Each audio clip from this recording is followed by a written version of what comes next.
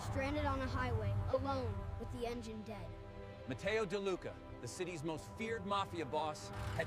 The Ferrari died in the fast lane with a sound that felt almost insulting. One sharp cough, then silence, leaving Matteo De Luca staring at the dashboard like it had personally betrayed him. Cars screamed past on the highway, wind rocking the stalled vehicle, horns blaring without mercy. Matteo loosened his grip on the steering wheel only when his knuckles began to ache. Power, money, fear, none of it meant a damn thing when a machine decided it was done with you. He stepped out onto the shoulder, expensive shoes scraping asphalt, jacket snapping in the wind. The sun was low, bleeding orange across the horizon. Somewhere behind him, his driver was already calling for help, voice tight with apology.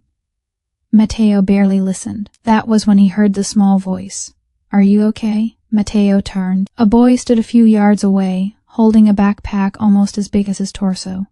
Maybe 7 years old, dark hair, serious eyes. No fear in his posture, just curiosity and concern, like he'd wandered into a stranger's emergency the way other kids wandered into puddles.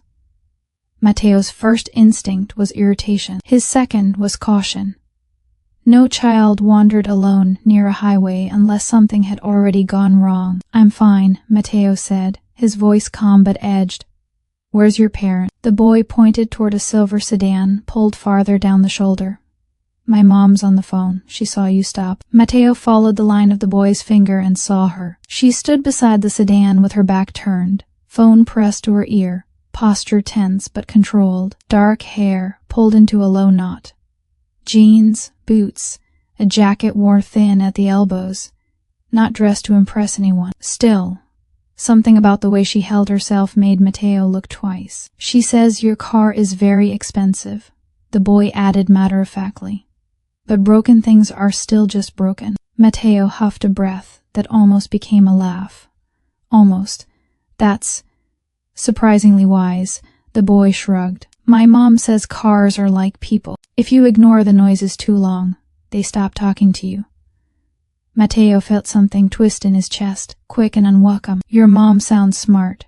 "She is," the boy said immediately, like it wasn't even a question. Then he looked at the Ferrari, eyes wide with appreciation. "My mom can handle it." Matteo blinked. "Handle what? Fix it, or tell you what's wrong?" The boy said it with complete confidence. "She used to fix our old one all the time." Matteo turned again, really looking at the woman now. She'd ended the call and was walking toward them, face set with apology already forming. "I'm so sorry," she said before Matteo could speak. Her voice was low, steady. "He shouldn't have bothered you." "He didn't," Matteo replied. "He offered me mechanical advice." The boy nodded. "Mom," she sighed, the kind that came from years of doing everything herself. "I didn't offer." "It's fine," Matteo interrupted gently, surprising himself. "Your son says you can handle it." Her eyes flicked to the Ferrari, then back to Matteo. Something unreadable passed over her face, recognition maybe, or calculation. "I said I might be able to help. I didn't know who you were." That last sentence landed heavier than it should have. Matteo studied her now, really studied her, the familiar curve of her cheek, the line of her mouth when she was trying not to show irritation. Time had changed her, but not erased her. "Neither did I," he said quietly. Her breath caught. For half a second, the noise of the highway seemed to fade, replaced by a memory of rain-soaked streets and slammed doors and words that had never been taken back. "Matteo," she said, his name barely audible. The boy looked between them, sensing the shift. "You know each other?" "No," she said too quickly. "Yes," Matteo said at the same time. Their eyes met, old wounds flickering behind hers, something like regret tightening his jaw. She recovered first, straightening, protective instinct sliding into place as she rested a hand on her son's shoulder. "I can take a look," she said, all business now. "If you want. No promises." Matteo nodded slowly. "I'd appreciate it." As she walked toward the Ferrari, the boy lingered beside Matteo, studying him with open interest. "You look scary," the boy said. Matteo raised an eyebrow. "Do I?" "Yeah, but not bad scary," the boy smiled faintly. "More like Sad, scary. Matteo swallowed. Down the shoulder, the woman leaned over the open hood, unaware or pretending to be that the past had just pulled over beside her, engine smoking, with no easy way back onto the road. The engine heat rolled up toward her face as she leaned over the open hood, but Elena barely noticed it. Her hands moved automatically, checking connections, listening, feeling muscle. Memory from a life where waiting for help was a luxury she'd never had. Behind her, she could feel Matteo's presence without looking. Some people filled a room. He filled space. Even now, stranded and powerless on the side of a highway, he carried the weight of a man used to being obeyed. She hated that her body remembered him. "Do you mind if I ask," Matteo said carefully, "how you learned to do this?" Elena didn't look up. "I had to." That was all she offered. Years ago he would have pushed. Years ago she might have let him. Not anymore. She straightened, wiping her hands on a rag pulled from her jacket pocket. "Your fuel pump isn't responding. Could be electrical. Could be overheating. Either way, it's not something I can fix out here." Matteo nodded. "Figures." She hesitated, then added, "But it's not catastrophic. Tow it, don't force it. You'll be fine." He held her gaze. "Thank you." The words were simple, but his voice wasn't. There was something rough underneath it, like gravel after a storm. Behind them, Luca had climbed onto the guardrail, swinging his legs, humming to himself. Elena watched him out of the corner of her eye, instinctively counting the distance between them, the speed of the cars. "He's your son," Matteo said quietly. "Yes." Another pause, longer this time. "How old is he?" Elena closed the hood with more force than necessary. 7. Matteo did the math whether he wanted to or not. His jaw tightened. "He looks like you," he said. That made her laugh, short, sharp, humorless. "No, he doesn't." But Matteo had already seen it. The dark eyes, the stubborn set of his mouth, the way he observed before he spoke. "Does he know who I am?" Matteo asked. Elena finally faced him fully. "He knows you're a man with a broken car. Is that all?" "That's all he needs to know." Matteo accepted that with a nod, though something in his chest protested. He'd buried worse things than questions before. He could bury this too, or so he told himself. A tow truck's distant rumble broke the moment. Matteo's driver waved from down the shoulder. "I should go," Elena said immediately, already stepping back. Retreat was easier than standing still. "Elena," Matteo said, and this time her name sounded like a confession. She stopped. "I never meant to." She held up a hand. "Don't." The word was quiet but firm. Years of holding herself together sat behind it. "This isn't the place," she continued, "and it's not the time." "When is?" he asked. She looked past him, at the endless stretch of highway, at the way life kept moving no matter how badly something broke. "I don't know." Luca hopped down and trotted over. "Mom, are we going?" "In a minute," she said, softening instantly. He looked up at Matteo again. "Your car is really cool." "Thank you," Matteo replied. "I'm sorry it scared you." "It didn't," Luca said. "Stuff breaks. Mom says that's how you know what matters." Matteo glanced at Elena, something unspoken passing between them. "Your mom is right," he said. Luca smiled, satisfied, then tugged at Elena's sleeve. She bent to listen, nodding as he whispered something only for her. "He wants to know," she said to Matteo, "if you're going to be okay." Matteo crouched slightly to meet the boy's eye. "I will be. Thanks to you and your mom." Luca considered that, then nodded solemnly. "Good." Elena opened her car door, ushering him inside. Every movement careful, controlled. Before she climbed in, she looked back at Matteo one last time. "This was unexpected," she said. He smiled faintly. "Life has a sense of humor." "Not a very kind one."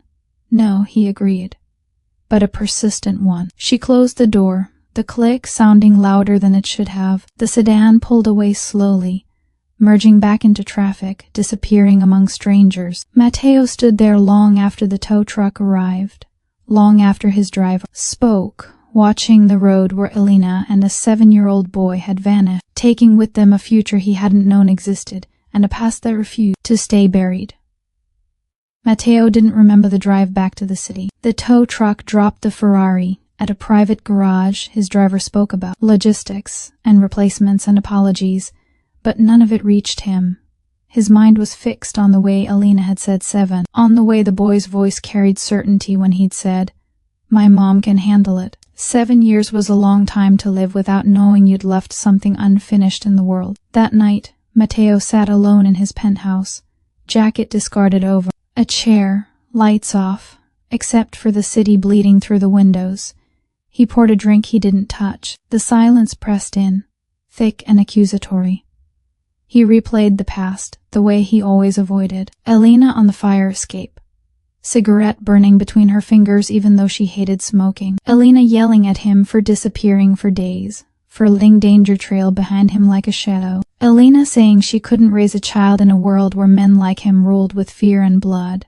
And Matteo, younger and dumber, and convinced that love was something that could wait until power was secured. He closed his eyes. "She never told you," he muttered to the empty room. Why would she?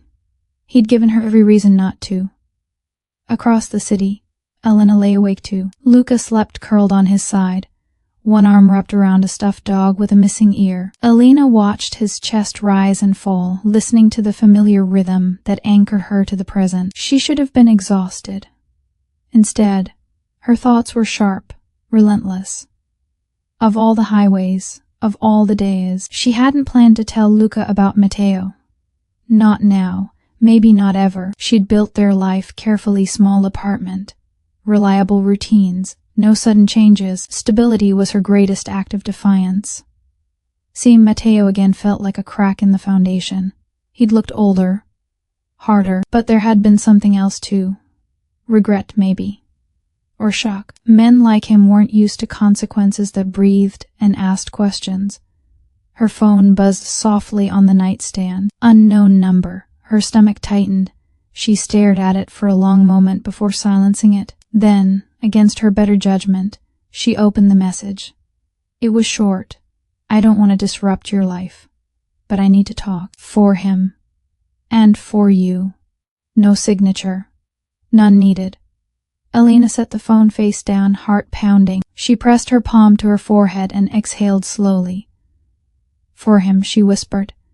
"You don't get to say that." But even as she told herself no, she knew the lie in it. Luca deserved answers someday, the kind that didn't come with bitterness or half-truths. 2 days passed. Matteo didn't send another message. That restraint cost him more than violence ever had. Every instinct told him to take control, to demand a meeting, to buy silence or loyalty or truth. Instead, he waited. On the 3rd day, his phone rang. Alina. Her voice was steady, but he heard the tension underneath. "We can talk. Briefly." "Public place. Of course," he said. "Wherever you want." There was a pause. "Tomorrow. There's a cafe near the river. Noon. I'll be there." "Matteo," she added, and this time his name sounded like a warning. "This doesn't change anything." "I understand," he said, even though he didn't. Not really. The cafe smelled like coffee and baked bread and ordinary life. Matteo arrived early, choosing a table near the window. When Elena walked in with Luca beside her, the room seemed to shift. She wore a simple coat, hair loose this time, eyes guarded. Luca spotted Matteo immediately and lifted a hand in a small wave. "Hi," he said. Matteo stood without thinking. "Hi." Elena shot him a look. He sat back down. They ordered. Small talk followed: school, weather, traffic, words filling space like sandbags against a flood. Finally, Alina set her cup down. "You want to know if he's yours?" Matteo didn't flinch. "Yes." She held his gaze. "He is." The word landed between them, quiet and irrevocable. Luca looked up. "What is?" "Nothing for you to worry about," Alina said gently, brushing his hair back. "Go draw, okay?" He nodded, already distracted. Matteo watched him, chest tight. "Why didn't you tell me?"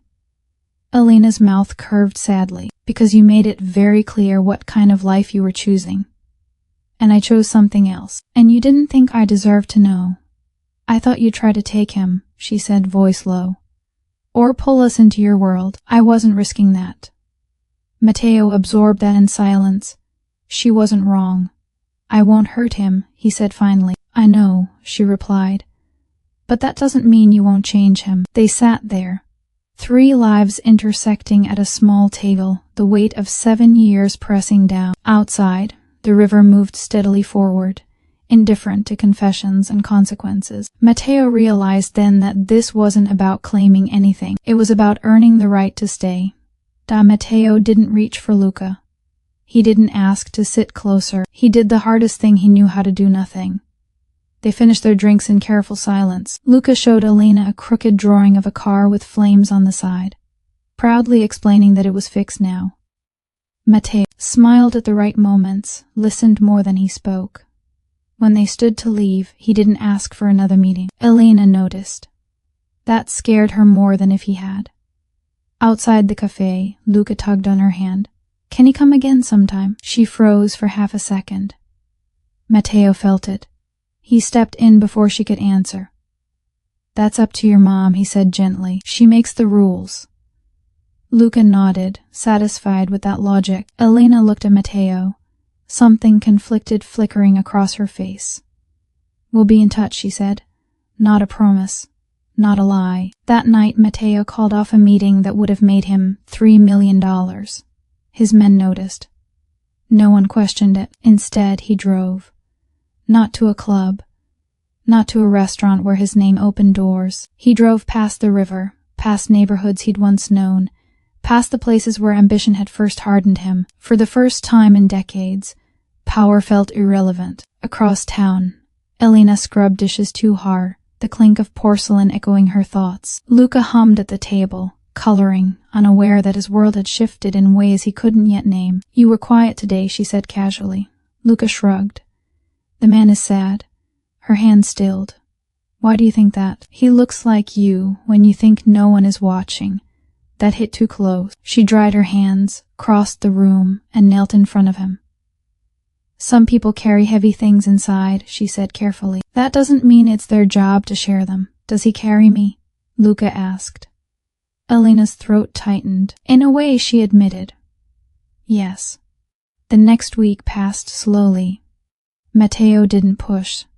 He sent no flowers, no gifts, no requests. Instead, he hired a private investigator not to dig into Elena's life, but to quietly remove threats from it. The kind of threats she didn't even know brushed past her every day because of who he was. He watched from a distance. He learned Luca liked dinosaurs and hated milk. That Elena worked 2 jobs. That their apartment heater was unreliable. He fixed nothing directly. Yet, when Elena's car failed inspection, an anonymous voucher covered the repairs. When Luca's school received a donation for new art supplies, Elena suspected nothing until she saw the handwriting on the acknowledgement card. MD, she didn't call him. She stared at the card for a long time, then folded it into a drawer she never opened. 2 weeks later, Matteo stood outside Luca's school by accident. He told himself it was coincidence. He'd been nearby for business. But when the bell rang and children poured out, laughter filling the air, his chest tightened. Luca spotted him first. Hey!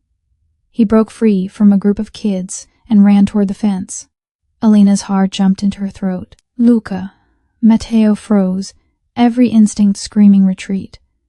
Instead, he stayed exactly where he was. Hi, Luca said, slightly out of breath. You came back. Yes, Matteo said quietly. Is that okay? Luca considered him seriously. Mom doesn't like surprises. I don't either, Matteo admitted.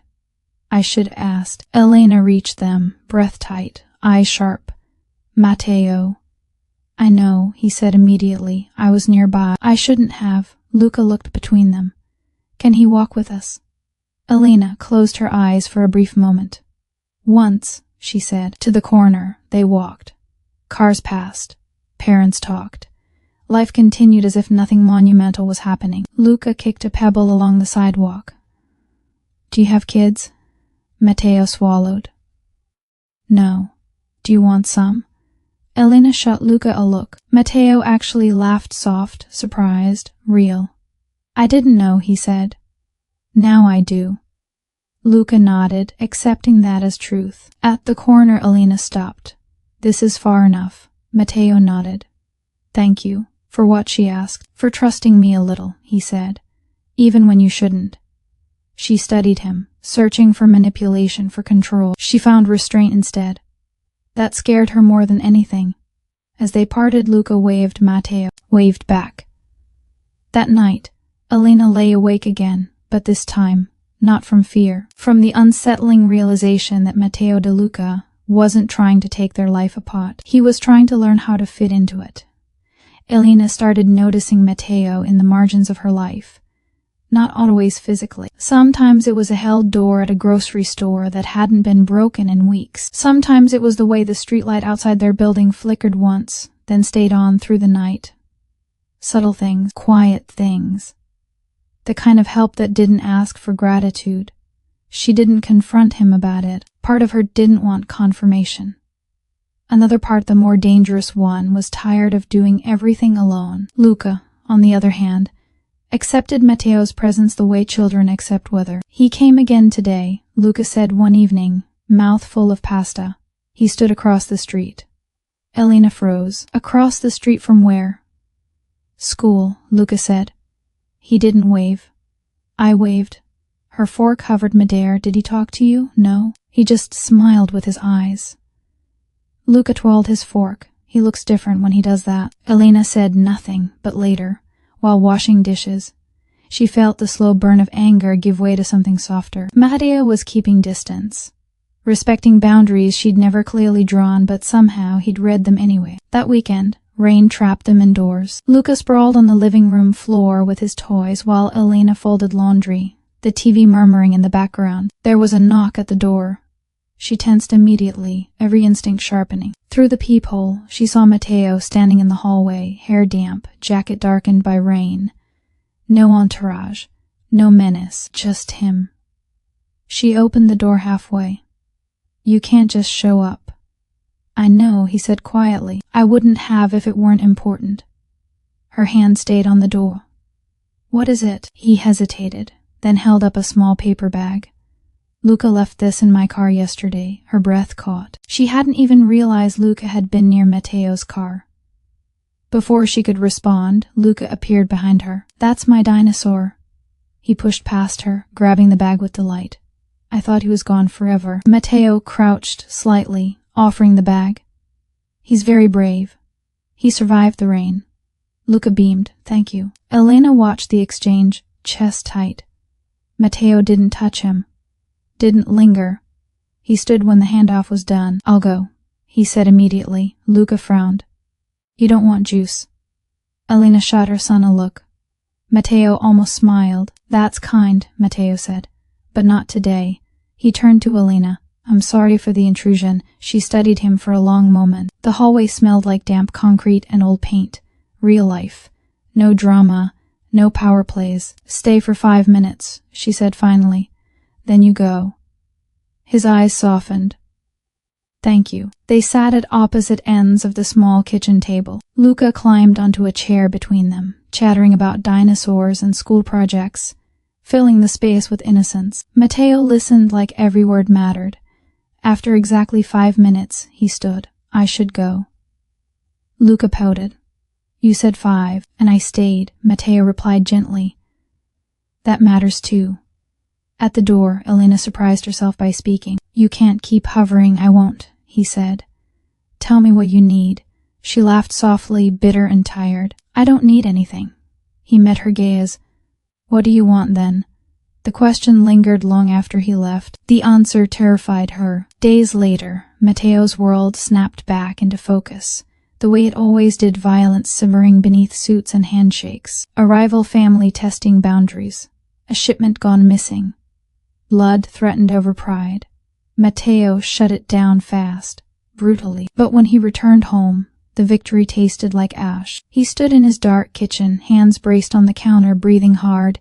This isn't his world, he muttered. It can't be. The realization hit him with unexpected force. If he wanted to be near Luca, really near him, something had to change. And Matteo De Luca didn't change. He destroyed and rebuilt. Across the city, Elena tucked Luca into bed. Will he come again? Luca asked sleepily. I don't know, she answered honestly. I hope so, Luca murmured. He tries very hard. Elena brushed his hair back, heart aching.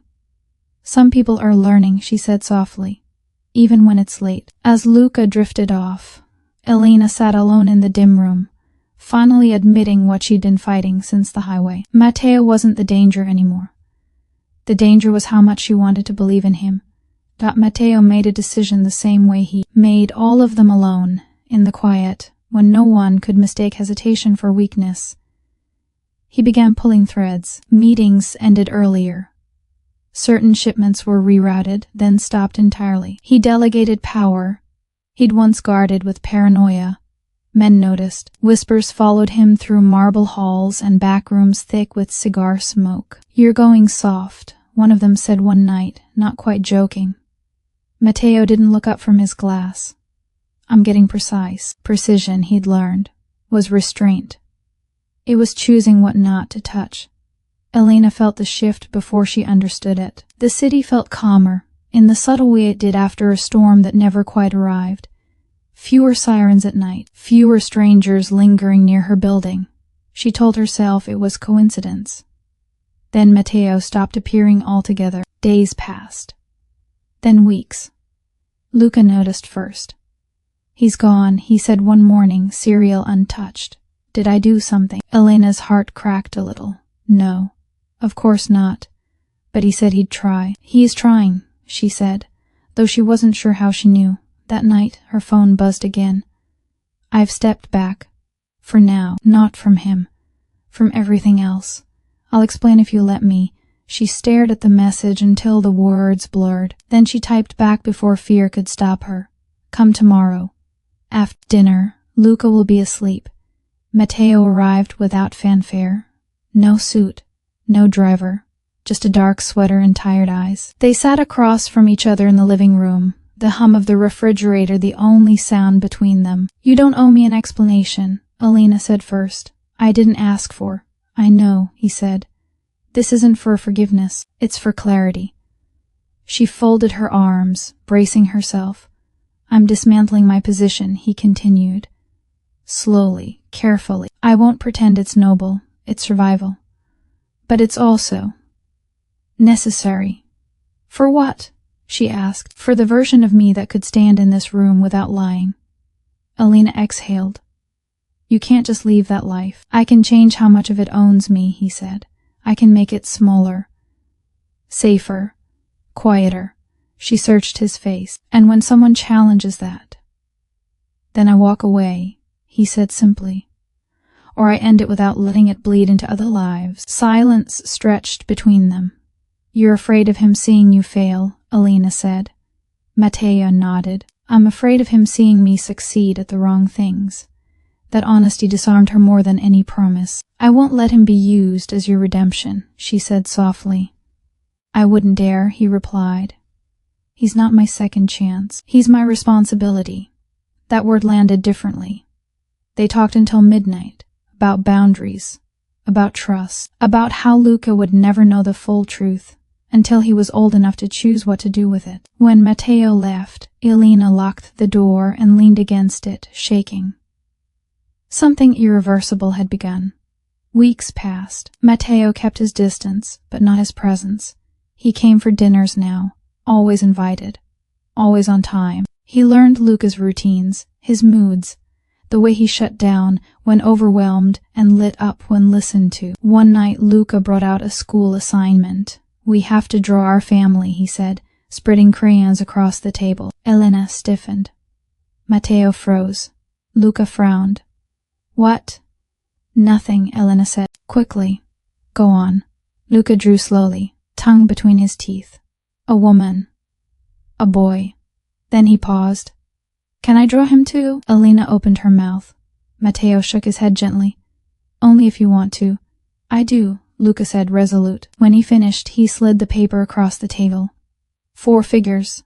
Himself, Elena, Matteo, and a small space between the adults, not touching, but close. Elena's eyes burned. Matteo didn't speak. He just nodded once, deeply, like he'd been entrusted with something fragile. Later, after Luca was asleep, Elena sat alone on the couch, staring at the drawing. This is how it starts, she said quietly. Matteo stood near the window. I know. You don't get to disappear again. I won't, he said. Even if you ask me to. She looked at him sharply. Because that would hurt him, he added. And I won't be the reason for that. Ever. Elena believed him. And that scared her more than any threat ever had. Because loving Matteo De Luca wasn't the danger anymore. Letting him love them back was. The first time Luca called him by his name without looking at Elena for permission, something in Matteo finally gave way. They were in the park on a quiet Sunday afternoon. Luca was chasing pigeons, laughing like the world had never broken anything important. Matteo sat on a bench beside Elena, hands folded, posture careful as if sudden movements might shatter the fragile normalcy they'd built. Matteo, Luca called, breathless. Watch this. He did. He always did. Elena saw the way Matteo's jaw tightened, the way his eyes shone just slightly. He turned away before she could comment. He's good for you, she said instead. Matteo didn't pretend not to understand. He's everything. That should have scared her. Instead, it settled something restless inside her. But peace never arrived without payment. The message came 3 nights later, slipped between routine and exhaustion. Matteo read it once, then again. His face hardening with the familiarity he'd hoped was fading. Someone was pushing, testing the space he'd left behind. A man who thought Matteo's restraint was weakness. Matteo didn't tell Elena. He handled it quietly, too quietly. The confrontation happened in a private office overlooking the city. No guns drawn. No blood spilled. Just words sharpened to blades. You're forgetting who you are, the man said, smug. Matteo leaned forward. No, I'm remembering. He walked out without escalation, without dominance. He left power on the table and walked away from it. But power didn't forgive abandonment. 2 days later, Elena felt it. A car idling too long near the school. A stranger asking too many questions at the grocery store. Nothing overt. Just enough. She called Matteo that night. You said it wouldn't touch us. His voice was tight. It won't. I promise. Promises don't stop bullets, she said. Neither of them spoke for a long moment. I'll fix it, Matteo said finally. No, Elena replied. You'll tell me the truth. So he did. About the man. About the pressure. About the thin line he was walking between walking away and being dragged back. Elena listened. Silent, heart-pounding. You don't get to protect us by lying, she said when he finished. That's how this goes wrong. I know, he said. You don't get to decide alone anymore. That was the moment everything changed. They didn't argue. They didn't raise their voices. They simply acknowledged the reality neither of them could outrun. Matteo stayed away for a week after that. Not out of fear but respect. Luca felt it immediately. Did I mess up? He asked quietly one night. Elena pulled him close. No, baby. Grown-ups just have hard stuff to figure out. Will he come back? Elena swallowed. Yes. And she meant it. When Matteo returned, it wasn't with apologies. It was with decisions. He sold property, quietly relocated assets, stepped fully out of the visibility that made him a target. Not gone, but no longer central. He showed Elena documents, plans, exit strategies. This is me choosing, he said. Every day, she believed him, because it cost him something real. One night, as they stood in the kitchen washing dishes side by side, Luca asleep down the hall, Elena finally let herself ask the question she'd buried for years. If I had told you, she said, eyes on the sink, would you have stayed? Matteo didn't answer right away. No, he said honestly, not then. Her chest tightened, but he wasn't finished. But I would have come back, he continued, and I would have ruined us trying to force a future I wasn't ready for. She nodded slowly. That's what I was afraid of. He turned to her. Thank you for protecting him. Even from me, the word undid her. They stood there in the dim light, close enough to feel each other's warmth, far enough not to touch. Not yet. Later that night, Elena woke to a sound she hadn't heard in years, Matteo's voice, low and steady, coming from the living room. She patted down the hall. He was sitting on the couch, phone in hand, eyes closed. I'm done, he said into the receiver. Completely. A pause. Yes. I understand the consequences. Another pause. Do not come near my family again. He ended the call and sat there, still. Elena stepped forward. What did you do? He looked up at her, tired but certain. I chose the side I die on, he said, her breath caught. For the first time since the highway, since fate had dragged them back together, Elena understood the truth. This wasn't Matteo trying to be part of their lives. This was a man burning his old one down to deserve it. The fallout didn't arrive with sirens or shouting. It came the way real consequences always did, quietly, through absences. Matteo stopped being invited to certain rooms. His name stopped opening doors it once owned. Calls went unanswered. Men who'd once waited for his approval now watched him carefully, as if measuring whether he was still dangerous or simply irrelevant. He accepted it all without complaint. Elena watched the change with a mix of awe and unease. Matteo moved through his days lighter somehow, but also exposed. Power had been armor. Without it, he was just a man learning how to stand in ordinary silence. One evening, Luca asked a question that landed harder than any threat. Why don't people like you anymore? He asked, feet swinging from the kitchen chair. Elena froze. Matteo looked up slowly. Some people only like you when you're useful, Matteo said. And sometimes being useful means doing things you shouldn't. Luca considered this. Are you still useful? Matteo smiled faintly. I hope so. To the right people. Luca nodded, satisfied, then went back to his homework. Elena didn't miss the way Matteo's hands trembled slightly as he reached for his glass. That night after Luca was asleep, Elena finally broke. You're bleeding without wounds, she said quietly. Matteo leaned back against the counter. This is the easy part. The easy part of what? Becoming someone he won't have to forgive later. She crossed the room before fear could stop her and placed her hand over his. He stiffened at first, then relaxed, like he'd been holding that tension for years.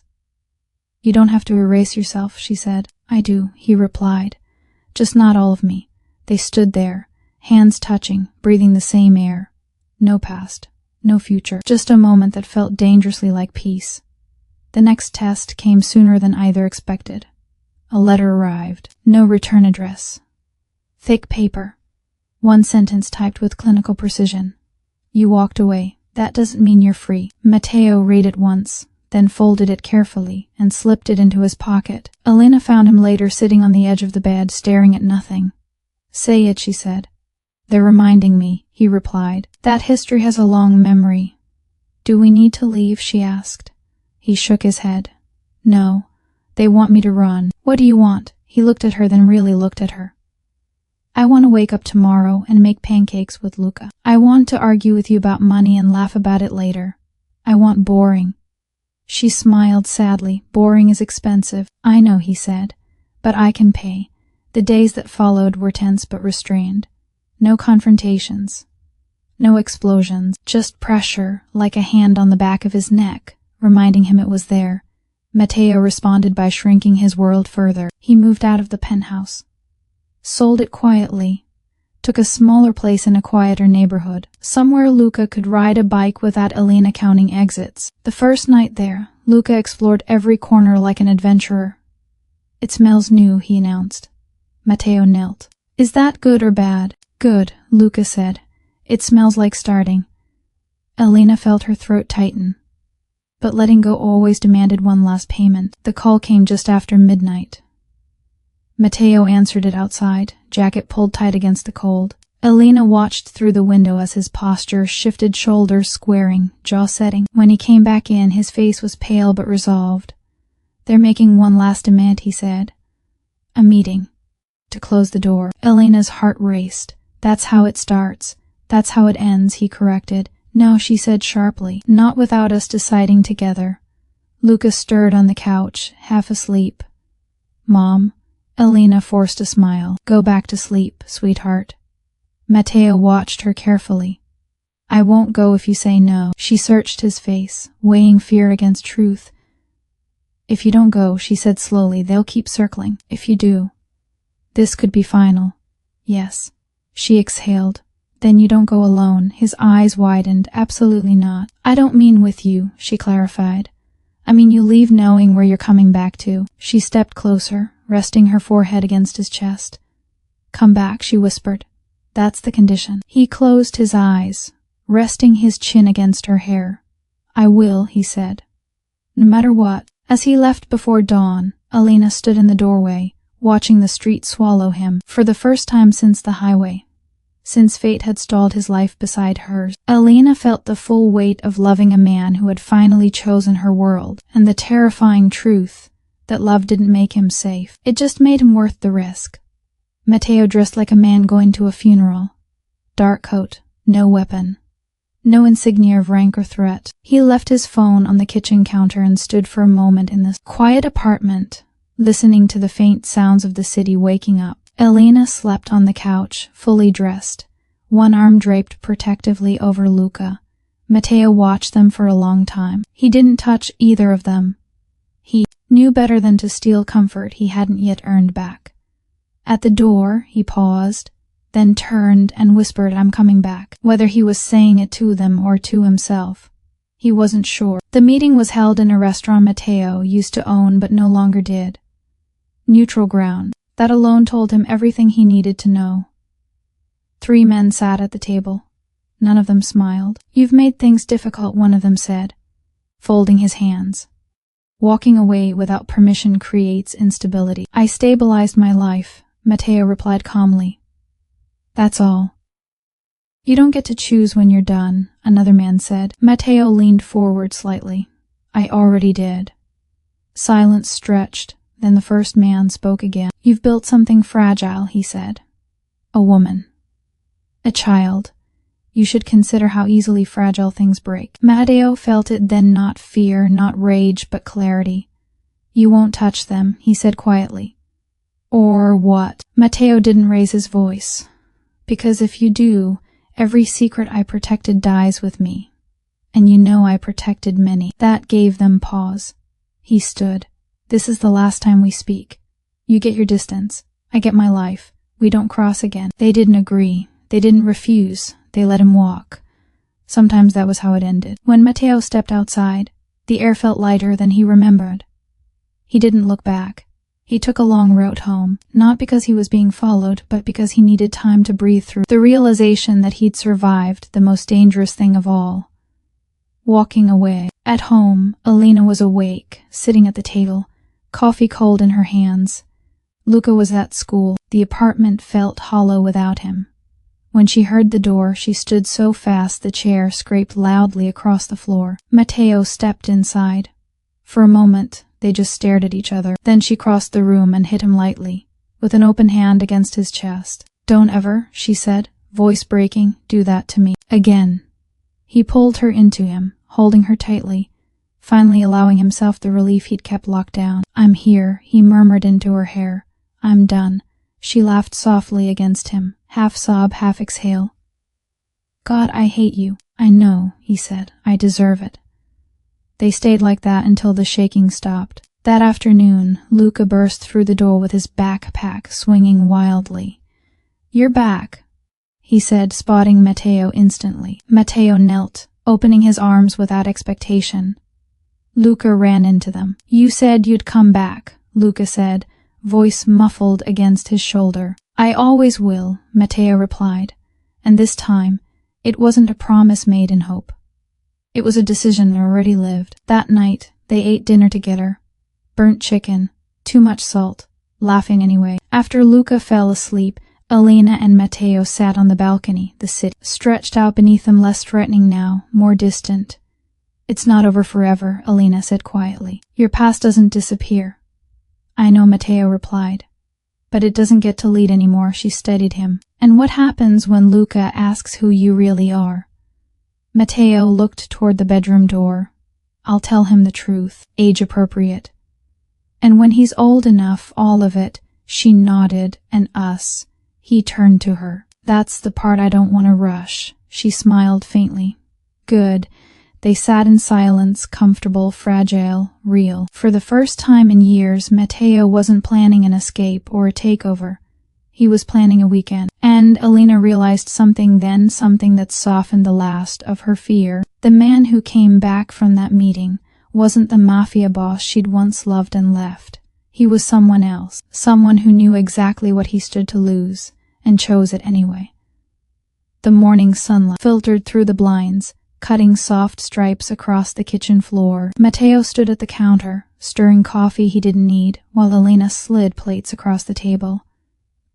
Luca chattered about a school project, oblivious to the monumental shift that had finally settled around them.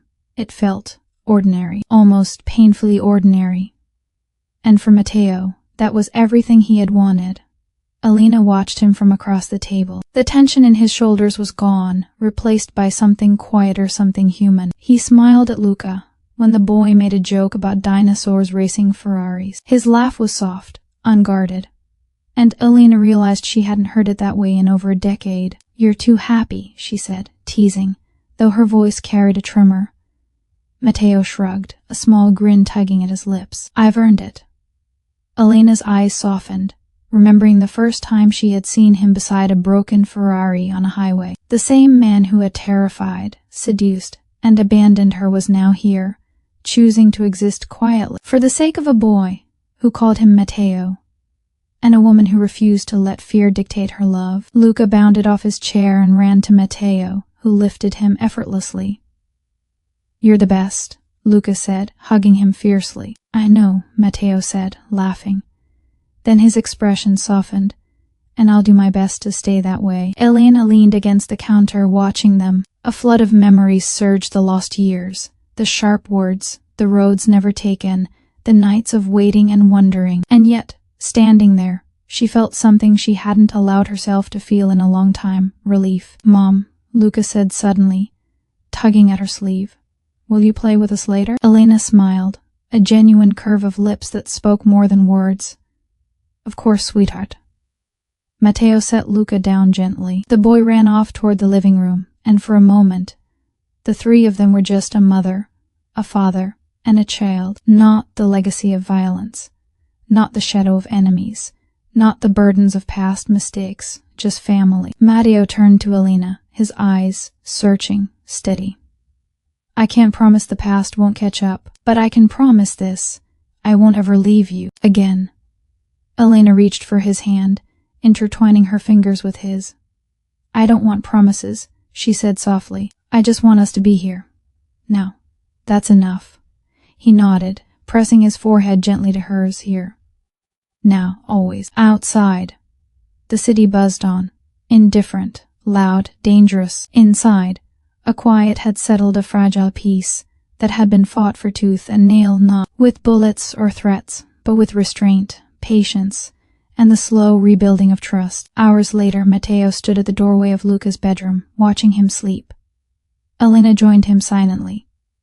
Neither spoke. They didn't need to. The weight of the past, the grief, the loss, they were still there, but they no longer dictated the rhythm of their lives. Matteo whispered, barely audible, "Thank you." Elena smiled.